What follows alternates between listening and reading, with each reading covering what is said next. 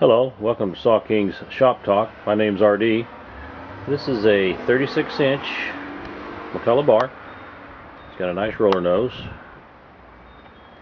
and got that chisel bit skip chain and that fat belly. They call that a fat belly bar. It's 4 3/4 inch at its widest there. This is a bar for making really smooth cuts. And this will fit on all your big McCullochs, 125s, 797s, 795s, almost all the large McCullochs. And that's a brand new chain.